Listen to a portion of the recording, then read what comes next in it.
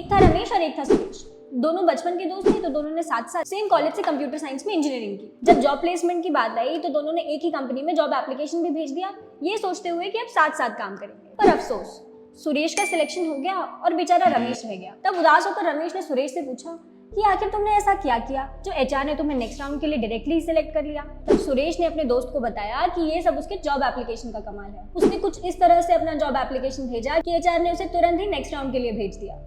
आइए जानते हैं सुरेश ने ऐसी कौन सी टिप्स यूज की। पहली बात जो सुरेश ने रमेश को बताई वो ये कि हमेशा एक प्रोफेशनल ईमेल आईडी यूज करनी है, जैसे कि ये या फिर ये। कोई एचआर नहीं चाहता कि उनको ऐसी ईमेल आईडी से मेल आए। फिर आगे सुरेश ने रमेश को बताया कि सबसे इंपॉर्टेंट चीज होती है सब्जेक्ट लाइन। लोग सबसे बड़ी गलती करते हैं जब वो जॉब एप्लीकेशन में कोई उल्टी सीधी सी सब्जेक्ट लाइन लिख देते हैं, जैसे कि demanding for a job at your company, requesting for job, need for a job etcetera. याद रखिए दोस्तों, एक सब्जेक्ट लाइन आपको एक प्लेटफॉर्म प्रोवाइड कर रही है जिससे एचआर को ये पता चलेगा कि आपने उससे आखिर कॉन्टैक्ट क्यों किया। इसीलिए जब भी आप जॉब एप्लीकेशन भेजें तो कोशिश करें कि एक सोफिस्टिकेटेड सी सिंपल और डायरेक्ट सब्जेक्ट लाइन यूज करें। फॉर एग्जांपल, आप सिर्फ जॉब एप्लीकेशन लिख सकते हैं या फिर applying for the position of XYZ। Ramesh को फिर एहसास हुआ कि उसने तो ये सारी ही बेवकूफियां की हुई हैं। उसने फिर सुरेश से रिक्वेस्ट की कि भाई थोड़ा आगे भी बताना। सुरेश ने फिर आगे बताया कि हमें ध्यान रखना है कि कोई भी जॉब ईमेल में हमें शॉर्ट फॉर्म्स या एब्रिविएशंस का यूज नहीं करना है, इससे आपके प्रोफेशनल एटीट्यूड पर सवाल उठता है। रमेश को एहसास हुआ कि उसने तो ये बेवकूफी भी की हुई है। फिर सुरेश ने अपने प्यारे रमेश को बताया कि ईमेल खत्म होने पर एक